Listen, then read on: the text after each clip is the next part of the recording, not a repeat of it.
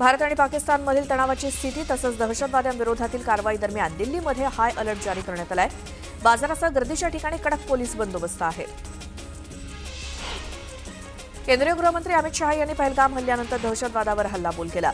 पहलगामच्या दोषींना सोडणार नाही, सूड घेतला जाईल, दहशतवाद्यांना वेचून मारू असा इशारा अमित शहांनी दिला. श्रीनगरमध्ये जवानांकडून शोध मोहीम सुरू आहे. लोकांच्या घरामध्ये जाऊन जवानांकडून तपास सुरू आहे. संबंधित भागातील नागरिकांची देखील कसून चौकशी केली जाते. भारत पाकिस्तानमधील अटारी बॉर्डर पूर्णपणे बंद करण्यात आली आहे. त्यामुळे अनेक पाकिस्तानी नागरिक अडकलेत. दरम्यान पाकिस्तानला परत जाऊ देण्याची विनंती करत महिलांनी टाकू फोडला. भारतामध्ये सायबर हल्ल्यामध्ये झपाट्यानं वाढ होते. पहलगाम दहशतवादी हल्ल्यानंतर 10 लाख सायबर हल्ले झाल्याची बाब महाराष्ट्र सायबर सेलच्या अहवालातून उघड झाली.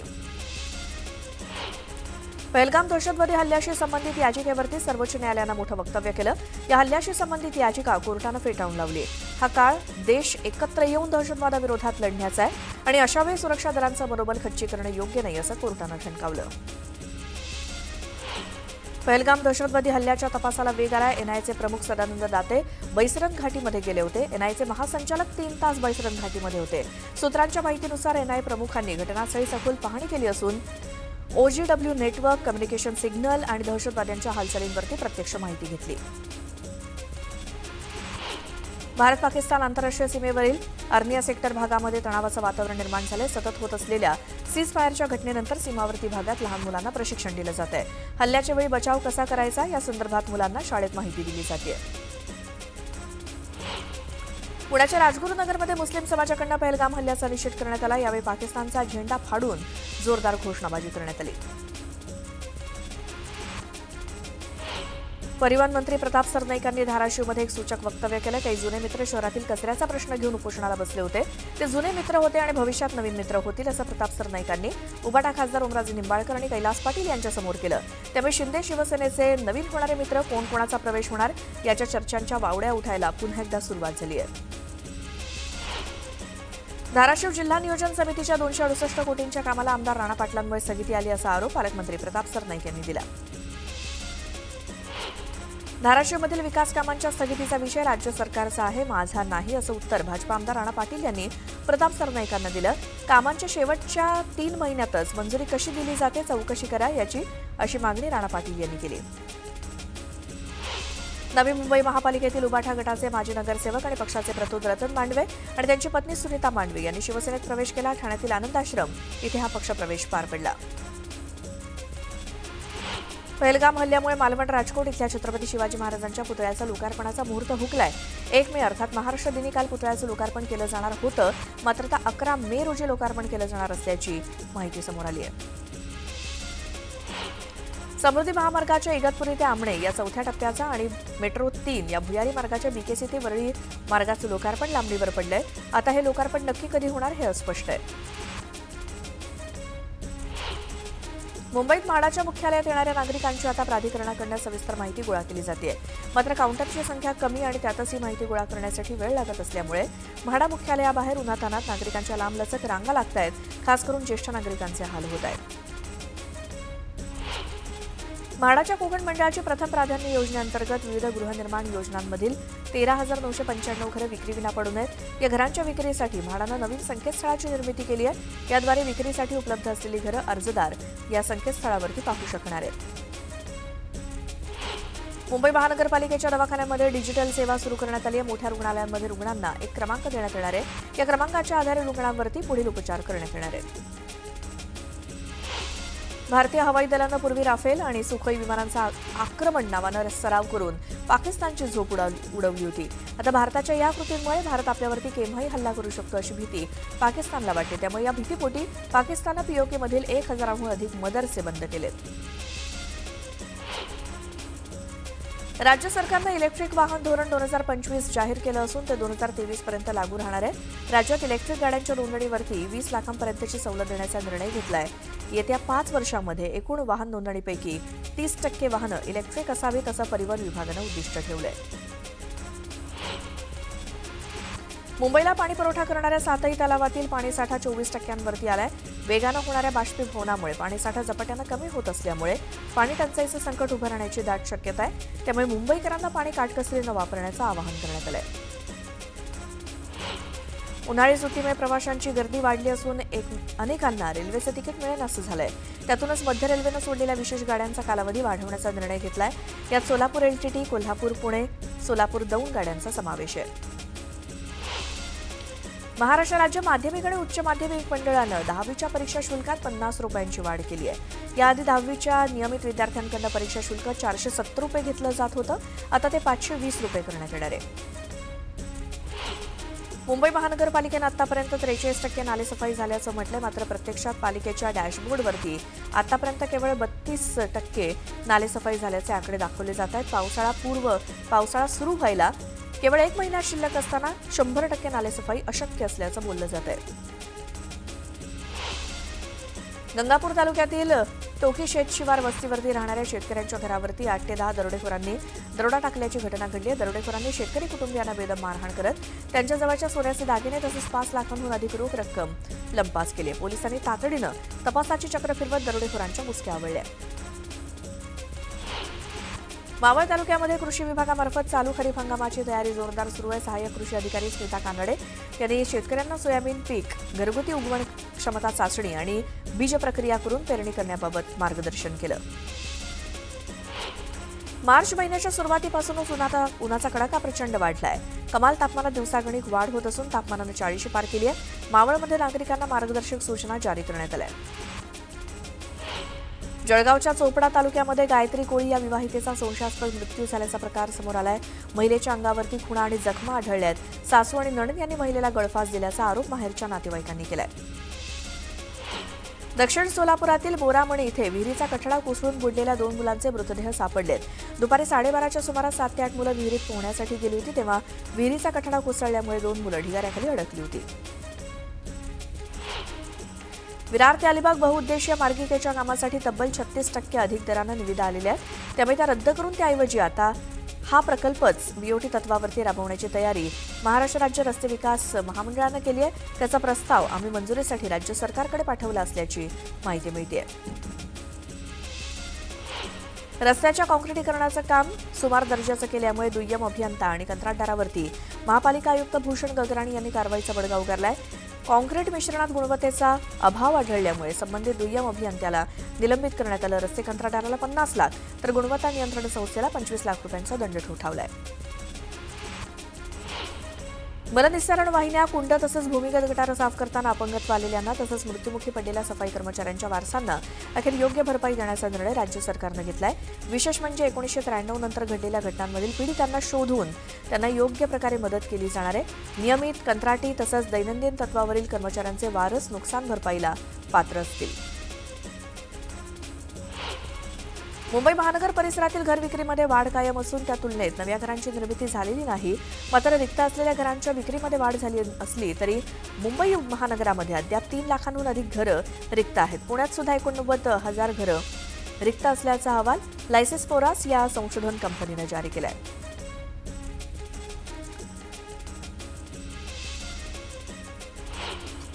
जोपर्यंत शैक्षणिक श्रेयांक खात्याचा तपशील विद्यापीठानं सांगितलेल्या संकेतस्थळावरती टाकला जाणार नाही तोपर्यंत विद्यार्थ्यांच्या गुणपत्रिका आणि पदवी प्रमाणपत्र देण्यात येणार नाही असा इशारा मुंबई विद्यापीठ प्रशासनानं एका परिपत्रकाद्वारे महाविद्यालयांना दिलाय.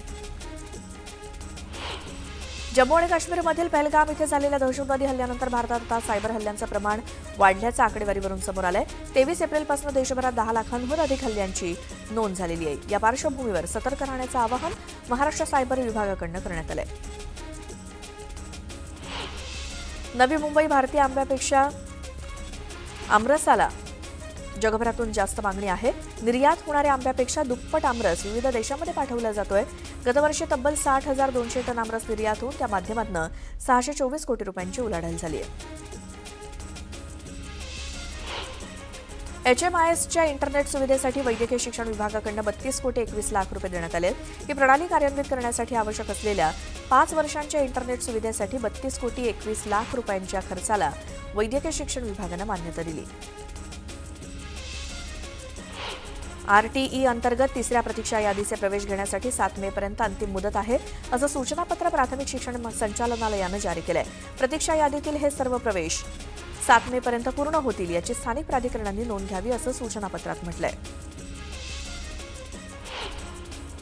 2025 पर्यंत भारतात सोन्याची मागणी 700 ते 800 टनांच्या दरम्यान राहू शकते असा अंदाज WGCनं व्यक्त केलाय. 2025च्या सुरुवातीपासूनच सोन्याची किमती 25% वाढलेल्या असून प्रतितोळा 1 लाखांपर्यंत पोहोचल्या. त्यामुळे ग्राहकांच्या सोनं खरेदीच्या पद्धतीत बदल झालेला आहे, असं देखील अहवालात म्हणण्यात आलंय. अक्षय तृतीयेच्या दिवशी सुमारे 12 टन सोन्याची विक्री झाली, ज्याचं मूल्य सुमारे 12,000 कोटी रुपयांच्या घरात होतं. तर याच दिवशी देशभरात सुमारे 400 टन चांदी विकली गेली, ज्याचं मूल्य 4,000 कोटी रुपये आहे. IIT मुंबईच्या 1998च्या बॅचनं संस्थेला 57 कोटी रुपयांची देणगी दिली आहे. ही देणगी संस्थेतील विद्यार्थी प्राध्यापकांच्या विकासासाठी, संशोधनासाठी तसंच पायाभूत सुविधांच्या उभारणीसाठी दिली जाणार आहे. 2024-25 मध्ये मार्च ते एप्रिल नवेगाव नागझिरा व्याघ्र प्रकल्पामध्ये 36,592 पर्यटकांनी भेट देत जंगल सफारी केली. नवेगाव नागझिरा व्याघ्र प्रकल्प पावसाळ्यामध्ये बंद ठेवला जात असून एवढा काळ सोडला असता नेहमीच इथे पर्यटकांची गर्दी असते. मात्र असं असताना सुद्धा जून महिन्यात सर्वाधिक 8,334 पर्यटकांनी जंगल सफारी केल्याचं दिसून येत आहे. मुख्यमंत्री 100 दिवस कृती आराखडा उपक्रम अंतिम मूल्यमापनामध्ये पिंपरी चिंचवड महापालिकेनं महापालिका श्रेणीत राज्यात दुसरं स्थान पटकावलंय. गुणवत्ता परिषदेनं घेतलेल्या मूल्यमापनामध्ये पिंपरी चिंचवड महापालिकेला 100 पैकी 85.71% गुण मिळाले असून उल्हासनगर महापालिका प्रथम क्रमांकावरती आहे. जळगावच्या आकाशवाणी चौकामध्ये दुचाकीला ट्रकनं जोरदार धडक दिल्यामुळे गंभीर अपघात झाला. या अपघातात तरुणीच्या दोन्ही पायांचा चेंदामेंदा झाला असून तरुण सुद्धा गंभीर जखमी झालाय. या अपघातानंतर ट्रक चालक वाहन घटनास्थळी सोडून फरार झालाय. मे महिन्यात भारतातील बहुतेक भागात तापमान सामान्यपेक्षा जास्त राहण्याची अपेक्षा आहे. राजस्थान, हरियाणा, पंजाब, मध्य प्रदेश, उत्तर प्रदेश, बिहार, झारखंड आणि पश्चिम बंगालमध्ये उष्णतेच्या लाटेच्या दिवसांची संख्या 4 दिवस जास्त असण्याची शक्यता आहे. दुसरीकडे राजस्थानमधील बाडमेरमध्ये उष्णतेने एप्रिल महिन्याचा 11 वर्षांचा विक्रम मोडलाय. तापमान 46.8 अंश सेल्सिअस नोंदवलं गेलंय. नगरमधील ज्येष्ठ नेते आणि विधान परिषदेचे माजी आमदार अरुणकाका जगताप यांचं निधन झालं. गेल्या काही दिवसांपासून पुण्यातील ध्रुवी हॉस्पिटलमध्ये त्यांच्यावर उपचार सुरू होते. त्यांच्या निधनानं नगर शहरासह जिल्ह्यात शोककळा पसरली आहे. मिनी काश्मीर म्हणून ओळख असलेल्या महाबळेश्वरमध्ये पर्यटन क्षेत्राला बळ देणारा महापर्यटन उत्सव आजपासून सुरू होत आहे. 4 मे पर्यंत हा महोत्सव सुरू राहणार आहे. या महोत्सवानिमित्तानं महाबळेश्वरमधील विविध पॉईंट्सवरती कार्यक्रमाचं आयोजन करण्यात आलं आहे. मुंबई वगळता राज्यभरातील जिल्ह्यामध्ये कमाल तापमानाचा पारा चढता असून गुरुवारी मुंबईचं तापमान 34 अंश नोंदवण्यात आलं. गेल्या महिन्याच्या तुलनेत कमाल तापमानाची नोंद कमी झाली असली तरी आर्द्रता 60 ते 80% आसपास नोंदवण्यात आली आहे. त्यामुळे भर उन्हात मुंबईकर घामाघूम होत आहेत. मतदार याद्यांमधील अचूकता सुधारण्यासाठी आणि मतदान प्रक्रिया अधिक सोयीस्कर बनवण्यासाठी निवडणूक आयोगानं नवीन उपक्रम हाती घेतलेत. याद्यांमधील अचूकतेसाठी 3 मुख्य मुद्द्यांवरती लक्ष केंद्रित करण्याचं ठरवण्यात आलंय. त्यात मृत्यू नोंदणीचा डेटा मिळवणं, बूथ लेव्हल ऑफिसर्सना इलेक्ट्रॉनिक पद्धतीनं मान्यताप्राप्त ओळखपत्र देणं आणि मतदार माहिती स्लिप अधिक मतदार अनुकूल बनवणं याचा समावेश आहे. देशाच्या तिजोरीमध्ये मोठी भर पडली. एप्रिलमध्ये भारताचं जीएसटी संकलन विक्रमी 2.37 लाख कोटी रुपयांवरती पोहोचलंय, जे गेल्या वर्षीच्या याच महिन्यातील 2.10 लाख कोटी रुपयांपेक्षा 12.6% जास्त आहे. मेट्रो 3 प्रकल्पाचा BKC ते वरळीपर्यंतचा दुसरा टप्पा लवकरच वाहतुकीसाठी खुला होणार आहे. या मार्गिकेवरील प्रवाशांच्या सोयीसाठी बेस्ट उपक्रम देखील सज्ज असणार आहे. धारावी ते कफपरडपर्यंतच्या 17 मेट्रो स्थानकांना जोडणाऱ्या 28 मार्गावरती बेस्टच्या 79 बसेस चालवण्यात येणार आहेत. सीमेवरील गोळीबार थांबवा, अन्यथा गंभीर परिणाम भोगावे लागतील असा इशारा भारतानं पाकिस्तानला दिल्यानंतर सीमेवरील परिस्थिती आणखी चिघळली आहे. युद्धाची ठिणगी पडू नये म्हणून आता अमेरिकेनं मध्यस्थी केली आहे. संपर्क वाढवा, संघर्ष थांबवा आणि निरोपच दोन्ही देशांच्या प्रमुखांना दिला गेलाय. तापमान वाढीचा त्रास मनुष्यासह पशुपक्ष्यांना, प्राण्यांना सुद्धा होतोय. एप्रिल महिन्यातच उन्हाच्या तडाख्यात मुंबईमध्ये 300हून अधिक पशुपक्षी जखमी झालेत. गेल्या 5 वर्षातील उन्हाचा तडाखा बसलेल्या प्राण्यांची ही सर्वाधिक संख्या आहे. राज्यातील पाणी टंचाईच्या मुद्द्यावरून एकनाथ खडसेंनी सरकारला उपाययोजना करण्याचं आवाहन केलंय. पाणी टंचाईच्या स्थितीत शासन उदासीन असून पाणी टंचाईच्या प्रश्नावरती कुठल्याही बैठका घेतल्या जात नसल्याची टीका खडसेंनी केली.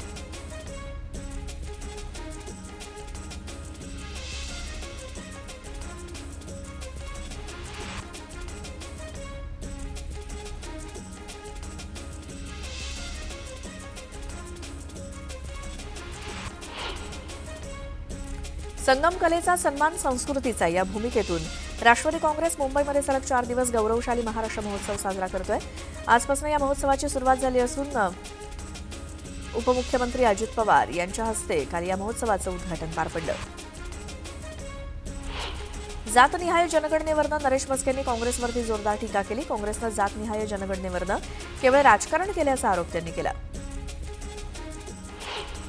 भिवंडीच्या वडगावातील पोलीस पाटलांचा उपमुख्यमंत्री एकनाथ शिंदेंच्या हस्ते सत्कार करण्यात आला। विशेष उल्लेखनीय सेवा पुरस्कार आणि प्रशस्तीपत्र देऊन गौरव करण्यात आला।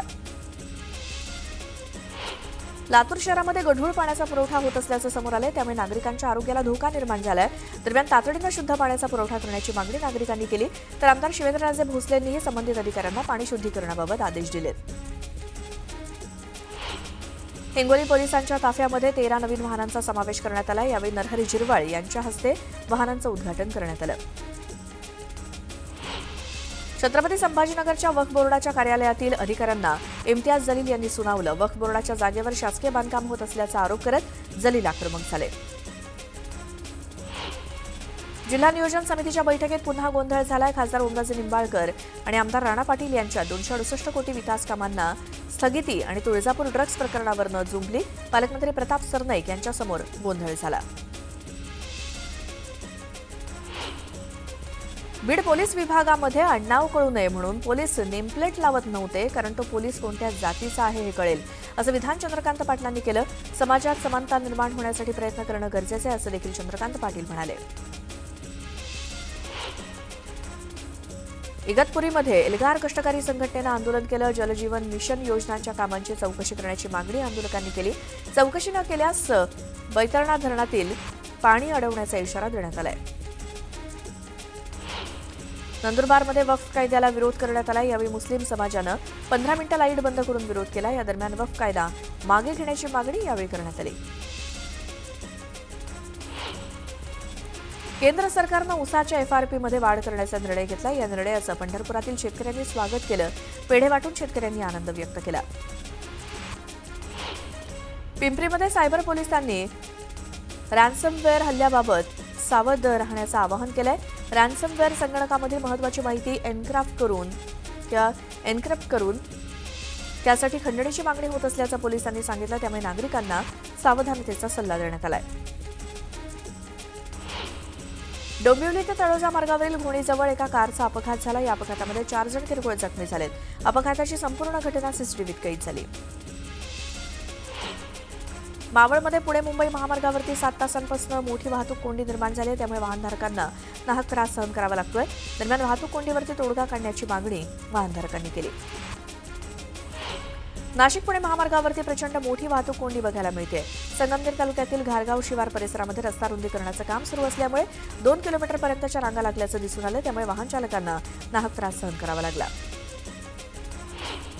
पुणे शहरामध्ये गांजाची तस्करी सुरू आहे। धुळे जिल्हा आणि ओडिशा राज्यातून आलेला 64 किलो गांजा पुणे पोलिसांनी जप्त केला। कारवाईमध्ये 2 आरोपींना अटक करण्यात आली असून यापैकी 1 जण अल्पवयीन असल्याची माहिती पोलिसांनी दिली। वर्ध्यामध्ये वादळी वाऱ्यासह गारपीट झाली। उमरी बेलगाव दिग्रस या परिसरात मोठ्या प्रमाणात गारपीट झाल्यामुळे उन्हाळी पिकांना फटका बसलाय। पावसामुळे जनावरांचा चारा देखील भिजला, त्यामुळे शेतकऱ्यांची तारांबळ उडाली। तर पुढील 2 दिवस वर्धा जिल्ह्यामध्ये पाऊस पडण्याचा अंदाज हवामान विभागानं वर्तवलाय। अमरावती जिल्ह्यातील मोजरी गावासह परिसरात अवकाळी पाऊस बरसला। गारपिटीसह झालेल्या पावसाचा कांदा आणि संत्र्याला फटका बसण्याची शक्यता आहे, त्यामुळे शेतकरी हवालदिल झालाय। तर दुसरीकडे पावसामुळे वातावरणात गारवा निर्माण झाल्यामुळे उकाड्यापासून नागरिकांना दिलासा मिळालाय। गोंदिया जिल्ह्यात वादळी वाऱ्यासह पुन्हा अवकाळी पावसानं हजेरी लावली। पावसामुळे मका, आंबा आणि भाजीपाल्याला फटका बसण्याची शक्यता आहे, त्यामुळे नुकसान भरपाई देण्याची मागणी शेतकऱ्यांनी केली। रत्नागिरी जिल्ह्यातील दापोली जामगे धरणाच्या कामाला वेग आलाय। धरणाच्या कामात शेतकऱ्यांच्या शेतातनं बेकायदेशीरपणे उत्खनन होत असल्याचा आरोप शेतकऱ्यांनी केला। तातडीनं उत्खनन थांबवण्याची मागणी शेतकऱ्यांनी केली। रत्नागिरीच्या दापोली शहरातील गटाराचं पाणी जोग नदीमध्ये सोडलं जात आहे, त्यामुळे नागरिकांचं आरोग्य धोक्यात आलंय। गटाराचं पाणी नदीत सोडणं बंद करण्याची मागणी नागरिक करतायत। अहिल्यानगरच्या कोल्हार भगवती परिसरात बिबट्याचा वावर आढळलाय। यावेळी शेतात लावलेल्या पिंजऱ्यात बिबट्या अडकल्यामुळे नागरिकांना दिलासा मिळाला। धाराशिवमध्ये जिल्हा नियोजन समितीच्या मराठा आंदोलक आणि पोलिसांमध्ये गोंधळ झाला। पालकमंत्र्यांना भेटण्यासाठी जाताना पोलिसांनी अडवल्यामुळे तरुणांनी गोंधळ घातला. बुलढाण्याच्या खामगाव पिंपळगाव राजा रोडवरती एसटी बस उलटली. रस्त्याचं काम सुरू असल्यामुळे भरावावरनं बस घसरल्यामुळे अपघात झाला. या अपघातामध्ये 12 प्रवासी जखमी झालेत. छत्रपती संभाजीनगर शहरातील चिखलठाणा एमआयडीसीतील कंपनीला आग लागली. या आगीमध्ये कंपनीचं मोठं नुकसान झालंय. दरम्यान आज सुट्टीनिमित्तानं कंपनीमध्ये काल कर्मचारी नसल्यामुळे मोठा अनर्थ टळला. यवतमाळ जिल्ह्यातील पिंपळगावात लहान भावानं मोठ्या भावाची निर्घृण हत्या केली. कौटुंबिक वादातनं ही हत्या झाल्याचं समोर आलंय. वर्दळीच्या ठिकाणी हत्येची घटना घडल्यामुळे परिसरात खळबळ माजली. बीडमधल्या नागझरी वनपरिक्षेत्रामध्ये भीषण आग लागली. या आगीचं कारण अद्याप अस्पष्ट आहे, मात्र आगीवर नियंत्रण मिळवण्यात यश आलंय.